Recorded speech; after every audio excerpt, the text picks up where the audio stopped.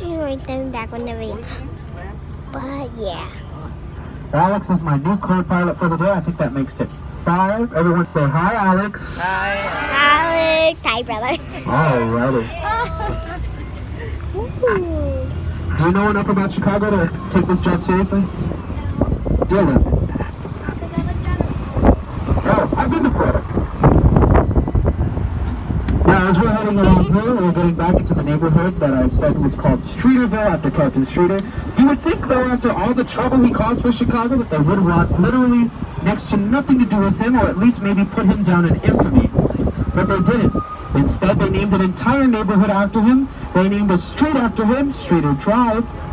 And they also immortalized him forever in the form of a statue for Captain Streeter.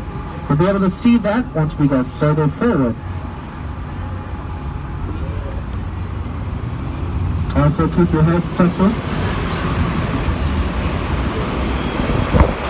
It's really windy on the bus, you guys. Really windy.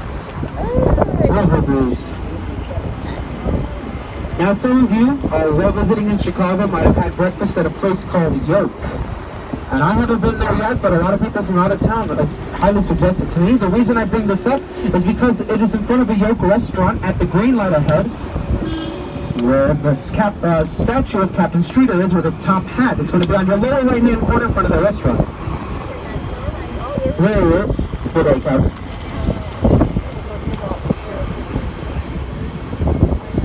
Someone earlier said, oh yeah, look, it's the Monopoly guy. The Monopoly guy. Now, this all happened just about 15 years after the Great Chicago Fire, which I'm sure most of you have heard of, but if not, the Great Chicago Fire started on the evening of October 8th, 1871, at about 9 o'clock at night. It was very devastating, very deadly here in Chicago. A lot of people attribute the beginnings of the fire to a legend that relates to a woman by the name of Mrs. O'Leary. The legend goes that Mrs. O'Leary was in her barn one night, milking her cow, when the cow decided to kick over a nearby lantern, which set the barn ablaze and therefore the neighboring buildings until it eventually consumed the majority of Chicago. That story always seemed a bit far-fetched to me when I was a kid. We now know that story was fake. It was 100% falsified by a former writer for the Chicago Tribune who only admitted so on his deathbed.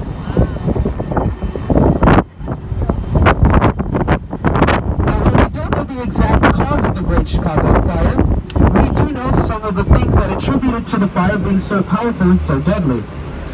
You see, at the time in 1871, Chicago was going through a massive drought.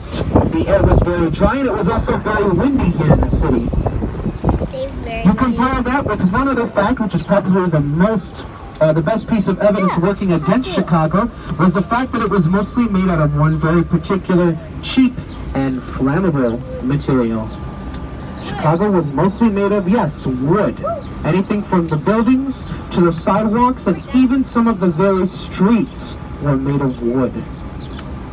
You combine those two things and you have a virtual patch of kindling waiting to be struck by a match. And on October 8th of 1871, it did, and lasted over the course of the next 2 days. Because the Chicago Fire Department was unable to combat it at all, they had to let it run its course. And during those 2 days, it managed to jump the Chicago River in order to consume the rest of Chicago, and left a third of the population homeless once it was done.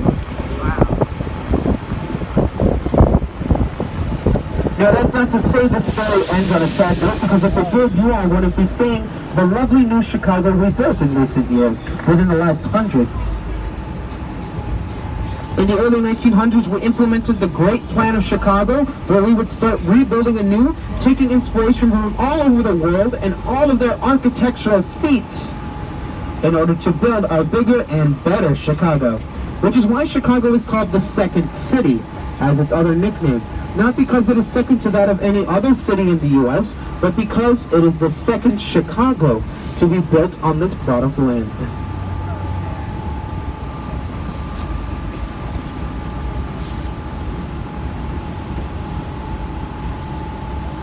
Now, one of the additions that we made after the early 1900s when we were built was that of Michigan Avenue. The northern portion of which used to be residential living space until they started adding a lot of different shopping outlets as options for people to shop here in downtown. Now it is known as the Magnificent Mile, at least the northern portion. What? Did someone get hit? Okay.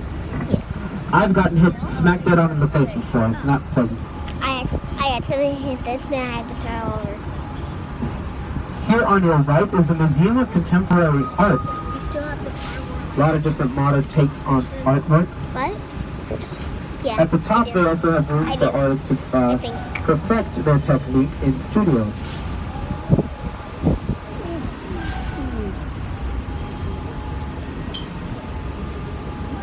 We are currently in the medical district here in Chicago, heading towards the shopping district. On your right-hand side is the playground, and next to the playground is an old firehouse where the Chicago Fire Department still works out of. Look at the front entrance right above the door.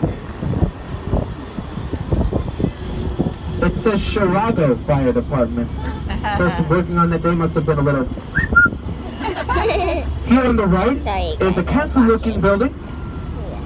That is the pumping station, and the one further forward on the right, that is much taller, is our water tower. These are two of the only buildings that ever survived the Great Chicago Fire. Over 100 years old each, and still in use to this very day. You can go inside both of them during visiting hours and check out all of the historical significance, especially in the water tower on the left. But on the right, the pumping station still pumps water from Lake Michigan and has things like the Looking Glass Theater as a new addition, as well as the smallest branch of the Chicago Public Library. Very tall. And that's because they are not made of, they are made of limestone. Should have made all the buildings out of limestone. Yeah, there you go. Now you'll see this building up ahead that has the Macy's logo, at the top of which it says Water Tower Place. That is a mall that is very popular here on Michigan Avenue, where a lot of people like to do their shopping. But be wary. I like to do shopping. I usually tell people that Michigan Avenue is easy on the eyes, but hard on the wallet.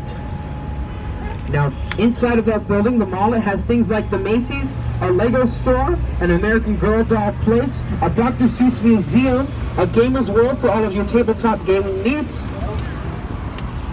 We go in there for you. Harry Carey Sports Museum and Restaurant, and a lot of other different places to check out. But if you want to check out the Water Tower Place Mall, the Water Tower, or the pumping station, or anything on Michigan Avenue in general, you'll be able to do so once we come to a full stop at number 12. Just give it a moment, folks. Should I turn over that?